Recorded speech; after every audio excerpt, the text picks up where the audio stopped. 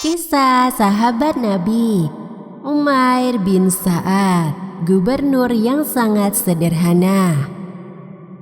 Pada waktu itu Umar bin Khattab radhiyallahu anhu telah menjadi khalifah. Ia hendak memilih seorang gubernur untuk wilayah Homs. Umar dikenal sebagai sosok yang sangat berhati-hati dan tegas. Ia tentu mempertimbangkan dengan matang sebelum membuat keputusan. Umar selalu mengulang-ulang pesannya. Aku menginginkan seorang laki-laki. Bila ia berada dalam satu kaum, ia menonjol seolah-olah dialah pemimpinnya. Padahal dia adalah rakyat biasa. Dan jika dia berada di antara mereka sebagai pemimpinnya, maka ia menampakkan dirinya sebagai rakyat biasa. Selanjutnya Umar mengatakan bahwa ia mencari seorang gubernur yang tidak membedakan dirinya dari rakyatnya dalam hal pakaian, makanan, dan tempat tinggal.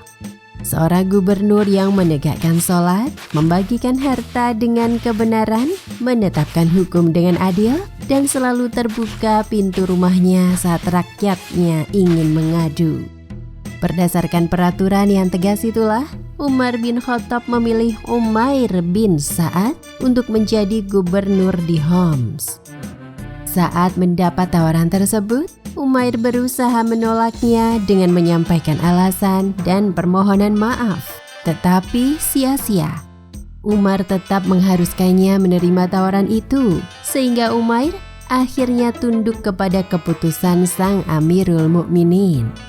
Umair bin Sa'ad memulai kepemimpinannya di Homs. Ia begitu amanah dan menjalankan tugasnya dengan penuh tanggung jawab. Hingga 1 tahun menjalani masa jabatannya di Homs, Umair tidak pernah memberi kabar kepada Umar di Madinah. Umar pun mengirim surat untuknya, memintanya segera menghadap dengan membawa harta fa'i. Harta fa'i adalah harta yang didapatkan dari orang-orang non-muslim dengan cara damai, tanpa peperangan. Usai membaca surat itu, berangkatlah Umair dengan membawa bekal seadanya. Ia berjalan kaki dari Homs ke Madinah. Begitu sampai di Madinah, kondisi wajahnya pucat, rambutnya kusut, dan tubuhnya penuh debu. Ia tampak kelelahan karena perjalanan jauh. Lalu ia masuk menemui Khalifah Umar dan memberi salam. Umar sedih melihat keadaan Umair, lalu ia berkata, "Apa kabarmu, wahai Umair?"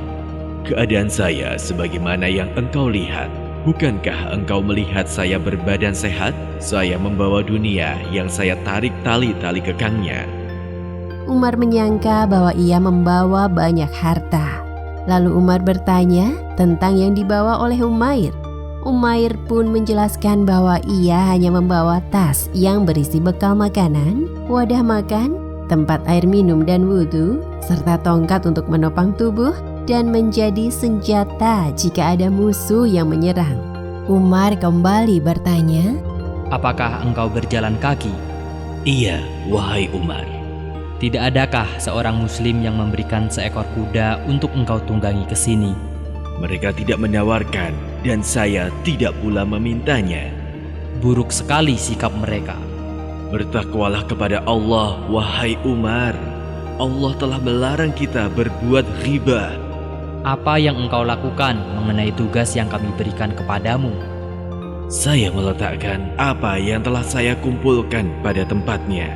Seandainya masih ada sisa untukmu, niscaya saya sudah membawanya." Umair telah mengumpulkan orang-orang saleh dan mengangkat mereka untuk mengurus pengumpulan harta-harta fa'i. Jika semua itu telah terkumpul, maka disalurkan kepada orang-orang yang berhak. Jika ada kelebihan, tentu akan dikirim kepada Amirul Mukminin. Usai mendengar pemaparan dari Umair, Umar takjub dan berniat memperpanjang masa penugasan itu. Namun Umair menolaknya dengan alasan bahwa menjadi gubernur itu berat. Umair pun memohon izin untuk pulang ke kampungnya di pinggiran Madinah. Lalu Umar mengizinkannya. Tidak lama setelah itu, Umar ingin menguji kejujuran Umair agar hatinya tentram atas tindakannya memilih Umair sebagai gubernur kala itu. Umar menyuruh Al-Harits dengan membawa 100 dinar. Berangkatlah kepada Umair, berpura-puralah menjadi tamu yang akan menginap di rumahnya. Jika engkau melihat tanda-tanda kecukupan, pulanglah. Jika engkau melihat keadaan yang sulit, maka serahkanlah 100 dinar itu kepadanya. Berangkatlah Al-Harits untuk menemui Umair. Saat itu Umair terlihat berada di sebuah kebun dan sedang memperbaiki bajunya. Betapa tampak kesederhanaan sang mantan gubernur. Ia masih bersedia menenun jubahnya sendiri. Umair yang melihat Al-Harits kemudian mempersilahkannya singgah. Dari mana engkau datang? Saya dari Madinah. Bagaimana kondisi Amirul Mukminin saat engkau tinggalkan? Beliau baik. Bagaimana kondisi kaum muslimin saat engkau tinggalkan? Mereka juga baik-baik saja.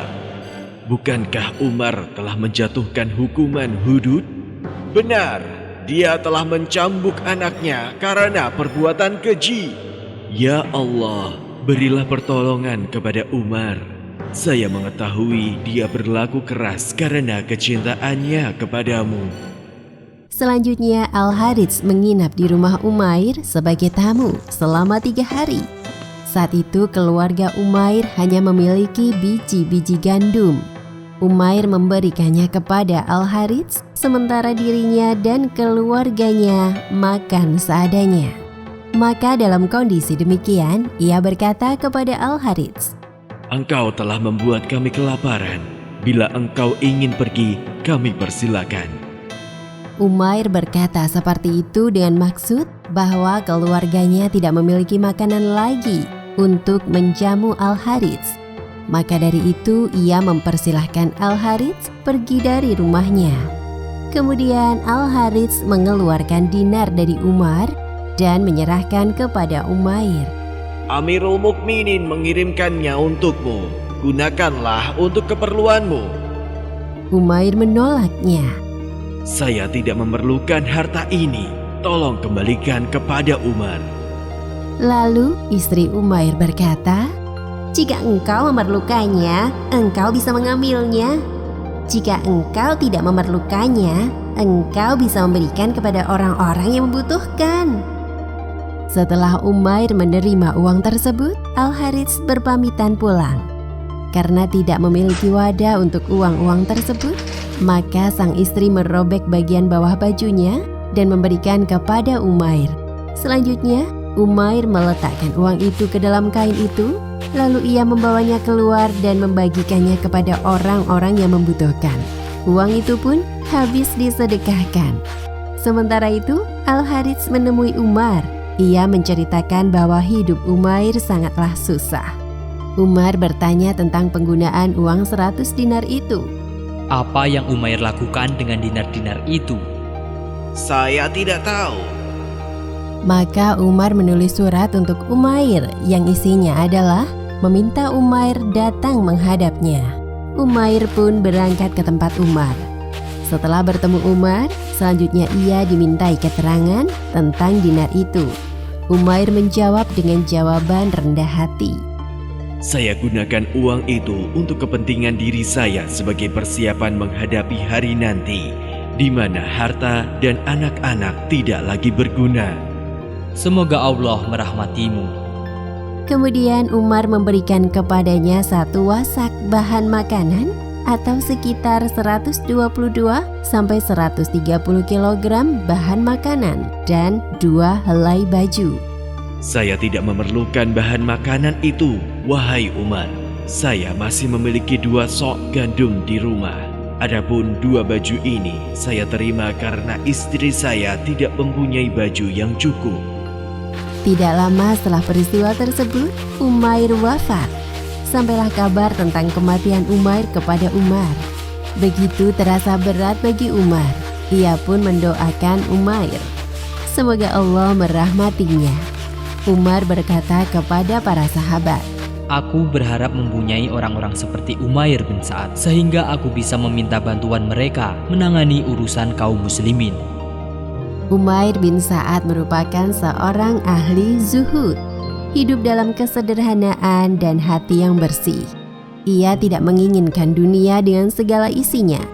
Dari Ibnu Sirin, ia berkata bahwa begitu bangga dan kagumnya Umar kepada Umair, sehingga dia menjulukinya Nasiju Wahdihi, satu-satunya yang tak tertandingi. Demikian kisah Umair bin Sa'ad radhiyallahu anhu. Hikmah yang bisa dipetik dari kisah tadi adalah bahwa jabatan tidak membuat Umair lupa diri dan menjadi sombong. Ia menjalankan amanah dengan penuh tanggung jawab dan hatinya senantiasa terpaut kepada Allah. Kita dapat meneladani sikap Umair yang bertanggung jawab, amanah, dan tetap rendah hati meski memiliki kekuasaan. Wallahu a'lam bishawab.